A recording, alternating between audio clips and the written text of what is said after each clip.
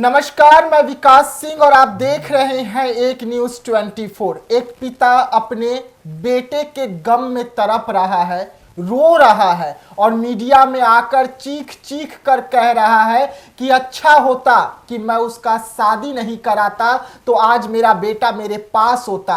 अच्छा होता कि मैं उसे क्रिकेट खेलने के लिए नहीं भेजता तो आज मेरा बेटा मेरे पास होता। जी हाँ, ये तमाम और जो दर्द है एक पिता का है। और ये किसके पिता है अगर हम आपको बोलेंगे तो आप भी सोचने के लिए दंग और हैरान हो जाएंगे कि एक क्रिकेट खिलाड़ी जो इस वक्त स्टार बना हुआ है वो अपने पिता के साथ इस तरीके का व्यवहार कर सकता है। जी हाँ, ये दर्द और कोई नहीं बल्कि रविंद्र जडेजा के पिता का है। और रविंद्र जडेजा के पिता जो है वो इस वक्त रो रहे हैं और तड़प रहे हैं अपने ही बेटे से अलग होकर। अब इसी मुद्दे पर हमारे साथ बात करने के लिए इस वक्त हमारे सहयोगी नंदन मिश्रा है। नंदन मिश्रा जी, किस तरीके से इस दर्दनाक खबर कहा जाए, हाँ, तो इसे कैसे देख रहे हैं कि एक बेटा जो इस वक्त स्टार बना हुआ है, एक ऐसी बहू जो इस वक्त विधायक बनी हुई है और वो दोनों अपने ही पिता को अकेला छोड़ देते हैं और पिता इस वक्त जामनगर में अकेले रह रहे हैं।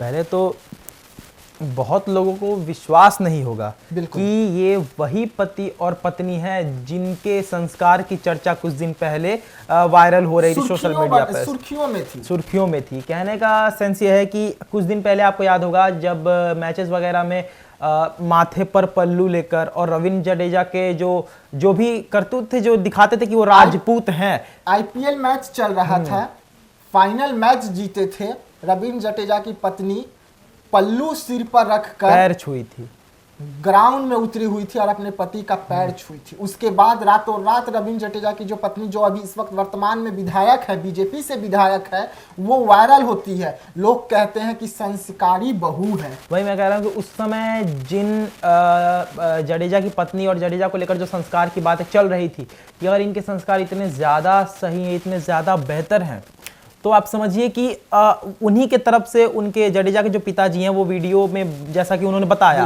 कि हमारे बेटे पर पता नहीं कौन सा जादू कर दिया। पहले तो विश्वास किसी को नहीं होगा, जो उनके फैंस होंगे, जो या फिर जो इंडियन टीम के फैंस होंगे, उन्हें विश्वास नहीं होगा कि क्या वो वही औरत है जिसको पूरे भारत टीम की सबसे ज्यादा संस्कारी बहू का दर्जा मिला था। क्या वही औरत है जिसने अपने पति पर ऐसा जादू कर दिया कि अब वो जडेजा अपने फैमिली से अलग रहकर और उसके साथ टाइम स्पेंड कर रहे हैं? बिल्कुल, हाँ। और ये सब कुछ कब होता है? जब जडेजा अपनी पत्नी के साथ मकर संक्रांति पर एक तस्वीर साझा करते हैं जिसमें पतंग उड़ाने का बात सामने आ रहा था, जिसके बाद एक मीडिया चैनल जो है रविंद्र जडेजा के पिताजी से कांटेक्ट करता है, क्योंकि वो तस्वीर में ये लग रहा था कि जडेजा एक बार पापा बनने वाले हैं, उनकी जो पत्नी है वो प्रेग्नेंट है। और इसी बात को जानने के लिए एक मीडिया कर्मी, एक चैनल जो है वो रविंद्र जडेजा के पिताजी से कांटेक्ट करता है।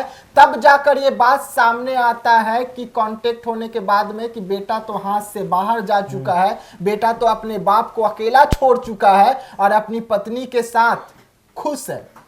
रविंद्र जडेजा की अगर बात करें तो जब उनकी शादी हुई थी तब उतना कुछ नहीं था, तब सब सही चल रहा था। कुछ दिन पहले तक भी ऐसा कुछ खबर नहीं आ रहा था कि उनके परिवार में मतभेद है उनको लेकर। लेकिन अब जिस तरीके की खबरें आ रही है बाजार में, साफ पता चलता है कुछ ना कुछ अनबन तो है इन पे। और अब उनके पिताजी ने भी कहा ना कि शादी के चंद महीने बाद ही दूरी बढ़ने लगी, लड़ाई झगड़ा होने लग गया और लड़ाई झगड़ा इतना ज्यादा बढ़ गया कि रविंद्र जडेजा अपनी पत्नी को लेकर अपने पिता को अकेला छोड़ के चल दिए।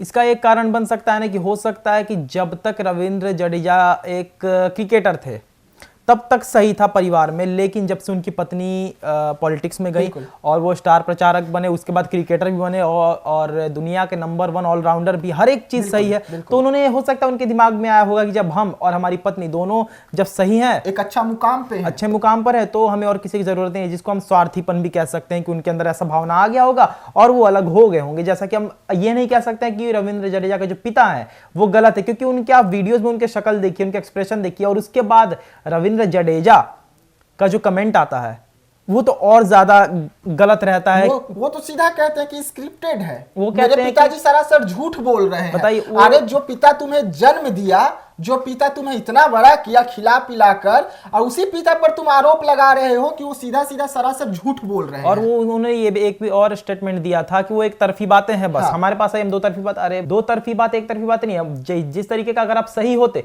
तो आप यही बोलते कि नहीं, आप फ्रंट में आते कैमरा के और बोलते नहीं ऐसा बात नहीं है, हम पिताजी के साथ एक फोटो डाल देते गले मिलकर, बिल्कुल। लोगों को पता चल जाता कि नहीं वैसा कुछ नहीं। लेकिन आप उसको और कवर कर रहे हैं, कह रहे हैं कि नहीं वो एक तरफी बात है, मेरे पिता झूठे हैं। तो फिर मकर संक्रांति का दिन था, आप अपनी पत्नी के साथ जो पिक्चर जो फोटो आपने साझा किया, आप अपने पिताजी के साथ भी साझा कर लेते तो लोगों को ये तो नहीं लगता कि हाँ भाई लड़ाई झगड़ा चल रहा है परिवार में। तब तो लोग सवाल नहीं उठाते, तब सवाल नहीं उठता।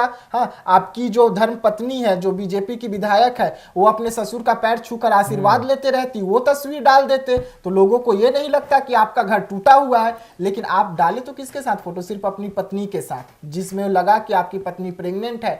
लोग जानना चाहें और आपके पिताजी से कांटेक्ट होता है तो वहां तो कुछ और ही पता चलता है। सोचने वाली बात यह है कि सबसे बड़ी बात है कि अगर उस दिन अगर मीडिया वालों ने ये जानने का प्रयास नहीं किया होता कि इस तस्वीर में इनके पिताजी क्यों नहीं है, तो आज तक नहीं पता चलता कि अलग रह रहे हैं परिवार से। किसी को पता भी नहीं था कि परिवार से अलग रह रहे हैं। लेकिन वहां पर मीडिया वाले गए और जाकर पता किया कि इनके पिताजी की तस्वीर क्यों नहीं। तब उनके पिता ने आकर बताया कि नहीं, हमें तो इन्होंने कब का अलग कर दिया है, शादी के बाद से ही। इनके पिता क्या बोलते हैं ना, वो कभी हमें बुलाए और ना ही अब हम उन्हें बुलाते हैं, क्योंकि लड़ाई झगड़ा काफी ज्यादा बढ़ चुका था शादी होने के बाद चंद महीने के अंदर ही। आखिरकार एक पिता कभी नहीं चाहेगा कि उसका बेटा का घर टूट जाए, और यही कारण है ना कि पिता ने अपने दिल पर पत्थर रखते हुए आपको कहा कि ठीक है जाइए, अलग रहिए, आप अपनी पत्नी के साथ ही रहिए, खुश रहिए। लेकिन रविंद्र जडेजा जी, आप ये कैसे भूल गए कि आपकी माँ अब इस दुनिया में नहीं है और आपके पिता अकेला रहते हैं। उसी टीम में कितने कह सकते हैं कि सेलिब्रिटी से विराट कोहली देख लीजिए, उनकी शादी, विराट कोहली सबसे वनडे के आज के समय के भगवान है वो, और उनकी पत्नी अनुष्का शर्मा बहुत अच्छी एक्ट्रेस है। तो कहने का सेंस ये है कि वो लोग भी तो टॉप पे हैं। उन लोगों में तो ऐसा कभी खबर नहीं सुनने मिला कि उन्होंने माँ को छोड़ दिया, बाप को छोड़ दिया। और जिस तरीके से आप चुनावी कैंपेनिंग कर रहे थे अपनी पत्नी का, हाँ रीवा का, तो उसके कदम से कदम मिला के चल रहे थे ना, कंधे से कंधा मिला के चल रहे थे ना, और हर कदम पर उसका साथ दे रहे थे, कह रहे थे कि हम इसे जिता कर रहेंगे। वही साथ काश आप अपने पिता का देते, अपने पिता से। जब आपके पिता बूढ़ा हो गए हैं तो उनके साथ कदम से कदम मिलाकर, कंधे से कंधे मिलाकर चलते तो आज उदाहरण कुछ और होता, ना हम यहाँ बैठे होते ना आप वहां बैठे होते। एक ही बात कहेंगे कि सबसे बड़ी बात है कि प्यार, ठीक है। रविंद्र जडेजा की बात करें तो उन्होंने जो कदम उठाया वो एकदम नहीं कह सकते हैं कि कवर करने वाला कदम है, क्योंकि कहीं ना कहीं जिस बाप ने आपको पढ़ाया लिखाया, क्रिकेटर बनाया, उस मुकाम तक पहुंचाया कि आप खुद का फैसला खुद से ले सकते हैं, आपको इतनी बुद्धि दी, आप उस पिता को छोड़ रहे हैं, वो भी उसके लिए जिसकी एक अच्छी पोजीशन। हो सकता है कि रविंद्र जडेजा ने ये सोचा हो कि कल को, समझिए बात हुई, कल को अगर मेरी स्थिति डाउन हो जाएगी, क्योंकि 40 साल तक क्रिकेट खेल सकता है कोई, उसके बाद इंसान क्या करेगा, और जब उनकी क्रिकेट से वास्ता खत्म हो जाएगी तब अपनी पत्नी के एक अनुकंपा वर्ड हम यहाँ पे डालेंगे कि उनके बदौलत वो पॉलिटिक्स में चले जाए जी, इस वजह से। जी बिल्कुल। और किस तरीके से हमारा समाज जा कहाँ रहा है, हम कल भी आपको बोले थे कि हम समाज को जागरूक करने का एक बुलेटिन लाते रहेंगे इसी तरीके से, और इसी पर हम ये बुलेटिन लाए हैं कि आखिरकार हमारे समाज जा किस और रहा है, किस और हम जा रहे हैं, किस और हमारे बच्चे जा रहे हैं, और क्या कारण है कि जो पिता जो माँ हमें जन्म देते हैं, हमें पाल पोस के बड़ा करते हैं, और जब हमारी जवाबदेही आती है, जब उस बूढ़े माँ बाप को हमें सहारा देने का बारी आती है, तो हम उसे छोड़ देते हैं, कहीं सड़क पर छोड़ देते हैं, कहीं आश्रम में छोड़ देते हैं, वृद्ध आश्रम में छोड़ देते हैं धक्के खाने के लिए। हाँ, और वो हमें तो नहीं छोड़े, वो खाना नहीं खाते हैं, लेकिन हमें खिलाते हैं कि हमारे बच्चे हैं, जवान होंगे, हाथों में पैर में ताकत होगा, और वो ताकत के बदौलत हमारी बेड़ा पार करेंगे। लेकिन हम क्या करते हैं? देखिए, एक बात हम यहाँ पर बताएंगे कि आपने कहा, बहुत अच्छी बात है कि समाज ऐसा हो चुका है, सच में समाज ऐसा हो चुका है, क्योंकि एक कहावत है ना कि बूढ़े माँ बाप का बैसाखी उन्हीं का बेटा होता है। और कहीं ना कहीं वो हमें पढ़ा लिखा कर अच्छे संस्कार इसलिए देते हैं कि आगे चलकर हम ही उनकी बैसाखी बने और हम ही उन्हें समय दे। गलतियां कई लोगों से होती है, कई लोग ऐसा होता है कि अपने माँ बाप को समय नहीं दे पाते हैं और किसी प्रेम संबंध में पड़ के, ठीक है, लेकिन बाद में उन्हें पछतावा होता है कि हमें इस समय अपनी माँ के साथ बाप के साथ रहना चाहिए था, लेकिन उस समय हम किसी और के साथ अपना समय व्यतीत कर रहे थे। जब आप आपके माँ और आपके पिता आपके पास नहीं रहेंगे ना, तो तीसरा इंसान जिसके लिए आप उन्हें छोड़ रहे हैं वो भी आपके पास नहीं रहेगा। रहेंगे।